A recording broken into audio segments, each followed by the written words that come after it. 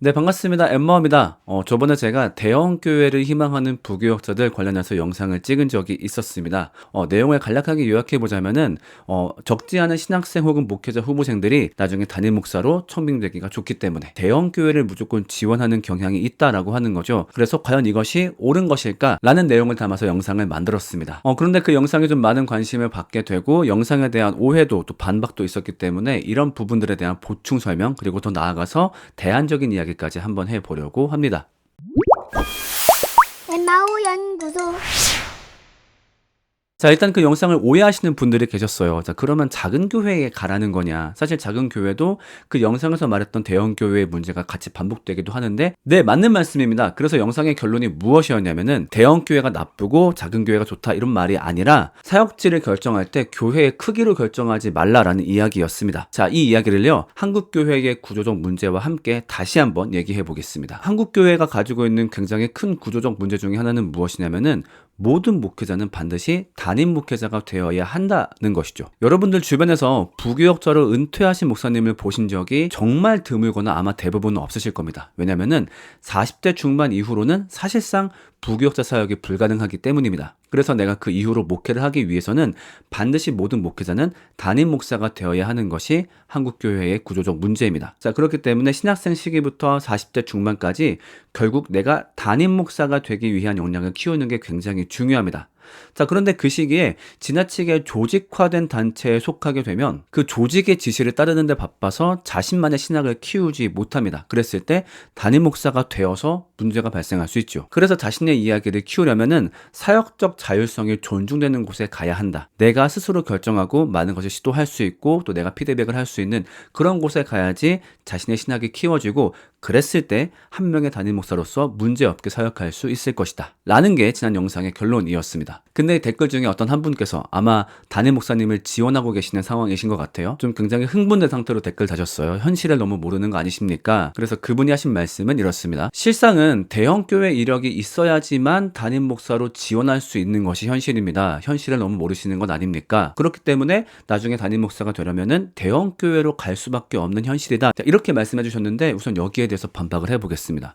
첫 번째로 일단 대형 교회에 간다라고 해서 꼭 담임 목사가 되는 것은 아닙니다. 많은 분들이 나중에 안정적으로 담임 목사가 되기 위해서 대형 교회에 지원하지만 사실 그 중에 실제로 청빙을 통해 담임 목사가 되는 경우는 굉장히 소수에 불과하고, 대부분의 목사님들은 개척을 하시거나 아니면 목회를 그만두는 경우도 대형 교회 출신들 중에 허다하게 있습니다. 자, 그리고 가장 중요한 반박이 그 다음 반박인데요. 대형 교회 이력을 들고서 담임 목사가 된다면은 담임 목사가 된 다음이 더 문제라고 하는 겁니다. 자, 만약에 어떤 교회에서 누군가가 대형 교회 이력을 가지고 있기 때문에 그 사람을 담임 목사로 뽑았다라고 해봅시다. 자, 그럼 그런 교회에 부임했을 때 어떤 일이 일어날까요? 자, 우선 그 교회가 그 목사님을 뽑을 때 그분이 가지고 있었던 대형 교회 이력을 중요시 본 이유는 무엇일까요? 아마 대부분 둘 중 하나일 겁니다. 첫 번째로 대형 교회의 시스템을 우리 교회에 이식해 주길 바라겠죠. 그래서 결과적으로는 우리 교회도 그 대형 교회만큼은 아니지만 우리 교회의 크기를 키워달라라는 마음으로 그 목사님을 불렀을 것입니다. 혹은 그 대형 교회의 담임 목사님이 너무 존경하는 분이어서 우리 교회에 와서 그 목사님처럼 되어달라. 예를 들면 이찬수 목사님 마크2, 유기성 목사님 마크2, 그렇게 되기를 그 신임 목회자에게 바랄 것입니다. 자, 그럼 그 이후에 담임 목회자는 무엇에 시달리게 될까요? 당연히 실적 요구에 시달릴 수밖에 없겠죠. 자, 우리 교회를 빨리 대형 교회화 시켜달라. 당신이 왔던 그 교회처럼 만들어달라. 그 시스템도 이식해주고 또 무엇보다 숫자를 많이 키워달라. 그리고 그 목사님이 이렇게 했는데 왜 목사님은 이렇게 못하시냐. 이런 식의 직간접적인 실적 요구에 시달릴 수밖에 없을 겁니다. 왜냐하면 그 교회는 그 목사님이 가지고 있는 교회론, 복음관 그런 것이 궁금하지 않았거든요. 그분들이 가장 집중했던 것이 대형 교회 이력이라고 한다면은 그분은 그 대형 교회 시스템을 이식해주기 위한 전달자에 불과할 겁니다. 그 전달자의 생각을 누구도 궁금해하지 않죠. 결국 그 목회자는 말은 담임 목사지만 그 교회에서 나의 목회관, 나의 교회론 그 어느 것도 적용하기가 어려울 겁니다. 심지어 내 생각과 혹은 내 신학과 다른 부분이 있더라도 그런 것에 대한 변혁을 시도하려고 하면은 오히려 반발감이 올라오겠죠. 그래서 목회를 하면서 계속 중직자들 간의 갈등이 있을 수밖에 없을 겁니다. 물론 청빙으로 간 교회에서 모두 이런 일이 발생한다라고 말을 할 수는 없겠지만, 아까 그 목사님이 다신 댓글처럼 대형 교회 이력이 있다는 이유로 담임 목회 후보에 올리는 교회라고 한다면, 그 정도로 대형 교회 이력을 중요시 여기는 교회라고 한다면은 사실 그 교회의 가치관은 뻔하다고 볼 수 있겠죠. 다음 댓글은 제가 이 내용으로 라이브를 했을 때 실시간으로 떴던 댓글입니다. 사례를 한번 읽어볼게요. 저는 부산에서 제일 큰 교회 다니고 있습니다. 우리 교회 부목사님께서 4년 전 경산에 있는 교회에 담임으로 가셨는데 올 여름 7월에 40대 중반 나이로 소천하셨습니다.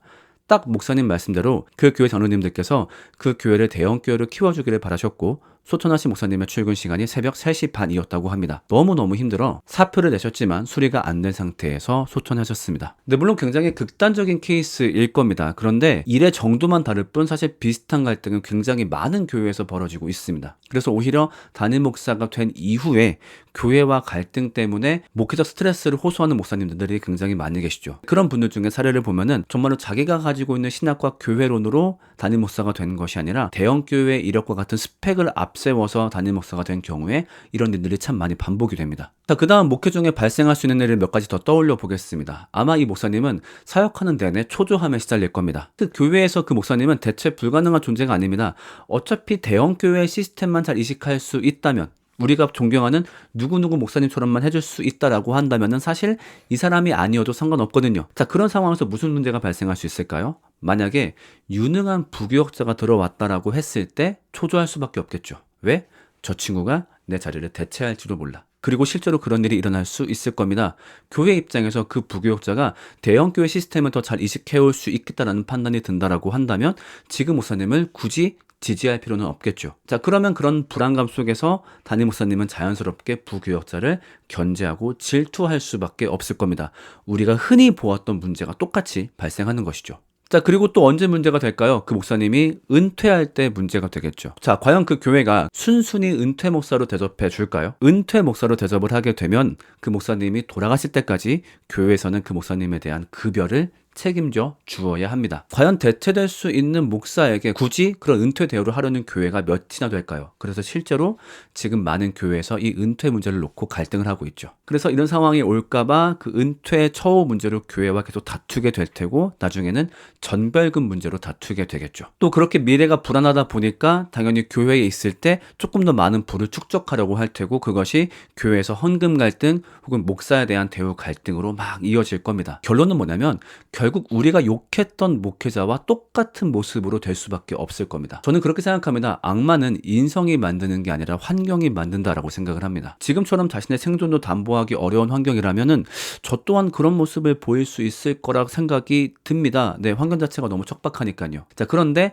대형 교회 이력을 앞세워서 담임 목사가 되겠다라는 결심은 자기를 그런 척박한 환경에 몰아넣는 거나 마찬가지라고 생각합니다. 또 이분이 이런 댓글 달았어요. 목사는 무조건 손해보라는 거냐? 아니요, 그렇지 않습니다. 철저하게 생존적, 전략적 관점에서 그런 관점에서 봤을 때 대형 교회 이력으로 담임 목사가 되는 것은 생존에 불리합니다. 뭐 엄청 거창한 이야기 하지 않더라도 그게 절대 전략적으로 좋은 선택이 아니라는 거죠. 또 이런 말씀하십니다. 대형 교회가 그래도 워라밸이 좋다고 하더라. 네, 물론 뭐 이 이야기는 교회의 경우 따라 다른 거겠지만요. 자, 근데 정말로 어떤 워라밸이 좋은 교회가 있다라고 쳐봅시다. 자, 그러면 그 워라밸이 몇 살까지 갈까요? 우리가 부교역자로 일할 수 있는 시기는 거의 40대 중반까지가 전부입니다.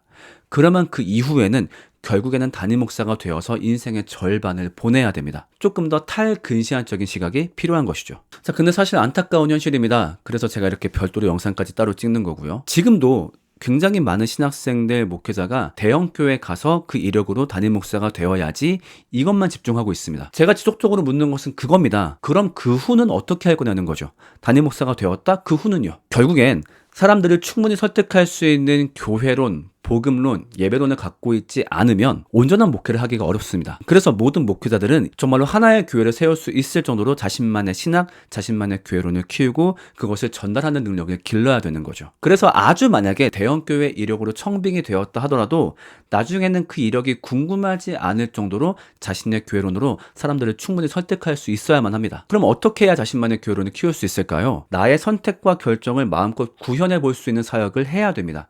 그런 곳에서 20대와 30대를 보내야 되는 거죠. 돈이 적어도 괜찮습니다. 지원이 적어도 괜찮습니다. 그 척박한 환경 속에서 어쨌든 내가 바라는 교회론을 최대한 구현해보고 그것에 대한 결과를 보고 또 피드백을 하는 것. 그랬을 때 교회란 이런 곳이구나 혹은 이런 것을 시도했을 때는 이런 결과가 나타나는구나 그런 것들을 많이 보고 느낄 수 있어야 됩니다. 그런데 대형 교회 사역 같은 경우는 모두가 그렇진 않겠지만은 보통은 이미 결정되어 있는 일을 따라가야 할 때가 많습니다. 부지런하게 결과 보고서를 쓰고 그 일을 해야 되고 그렇다 보면은 설령 그 일이 좋은 일이라고 하더라도 이게 내면화되지 못합니다. 이걸 왜 하는지 모르는 거죠. 일단 시키니까 그 모든 걸 따랐을 뿐이거든요. 근데 만약에 그 일에 조금 문제가 있다고 느껴진다. 내 안에 더 좋은 대안이 있다. 사실상 조직화된 시스템 내에서는 그걸 구현하기가 어렵습니다. 그리고 대형 교회는 인적 물적인 지원이 너무 많다 보니까 어떤 사역의 결과가 나왔을 때 이게 내가 어떤 시도한 결과인지 아니면 인적 물적 자원의 결과인지 이것을 알기 어려운 때가 많이 있죠. 그래서 제가 어떤 사례를 보게 되냐면은 대형 교회 사역한 이후에 담임 목사가 된 분들을 좀 보게 되거든요. 그게 청빙이 되었든 아니면 개척이 되었든 그분들 중에서 좀 안타까운 얘기입니다만 자신만의 교회론이 없는 경우를 봅니다. 그러니까 정말 스스로가 교회는 어떤 곳이라 생각하는지, 우리 교회는 어떤 정체성을 갖고 있고 그 정체성은 과연 다른 교회와 무엇이 다른지. 왜냐하면 그것을 마음껏 고민해보고 구현해볼 기회가 없었거든요. 그러니까 20대 때부터 40대 때까지 보고 해왔던 일들을 그냥 재생산하는 것뿐입니다. 근데 차이가 발생하죠. 우리는 대형 교회에 있는 인적 물적 자원이 없습니다. 그래서 대형 교회에 있는 시스템을 카피하는 것조차 어려울 때가 많죠. 그래서 막 뒤늦게 교회론을 세우려고 하고 책을 보고 세미나를 다니고 하지만 사실 20대와 40대 한창 그 머리가 활발할 때는 정작 쓰지 않았다가 나중에 그 고민을 다시 끌어올리려고 하면은 결과물이 나오지 않는 경우가 많죠. 자, 그렇다면 대안은 무엇일까요? 자신의 교회론을 키울 수 있는 사역을 하시라. 꼭 권해드리고 싶습니다. 그래서 그런 교회도 좋은 것 같아요. 정말 담임 목사님이 부교역자한테 무관심한 교회, 뭐 어떻게 하든 마음대로. 네, 어찌 보면 이런 교회가 사역적 기회를 가지기 정말 좋은 환경이 아닐까 싶기도 하고요. 그러한 사역의 기회를 통해서 자신의 교회론이 선명해지게 되면 그 선명해진 이야기 자체가 저는 사람들을 반드시 모을 수 있다고 생각이 듭니다. 그 선명해진 이야기를 뭐 글을 쓰든 책을 쓰든 아니면 영상을 만들든 저 사람한테 가면은 이런 교회를 느낄 수 있을 것 같아. 저 사람한테 가면 이런 복음을 배울 수 있을 것 같아. 이런 것들을 잡히게 되면은 그 이야기 자체가 사람을 모으기도 하고 더러는 그 이야기 자체가 교회를 부르기도 합니다.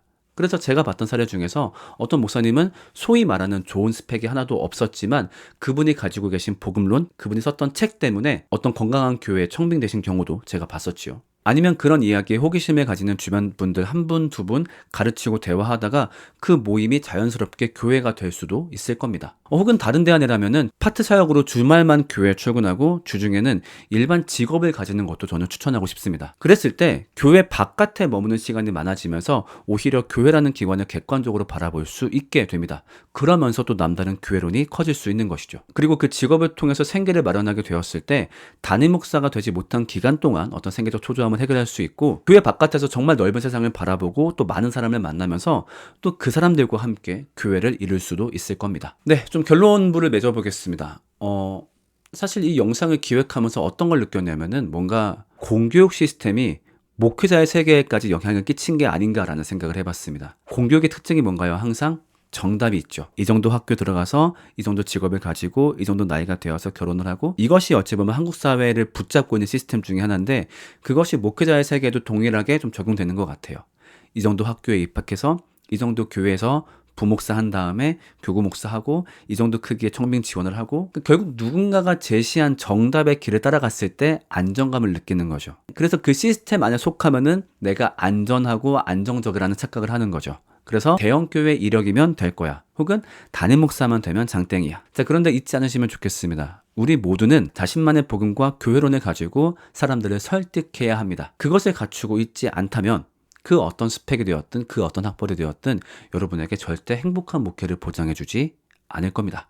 지금까지 엠마였습니다.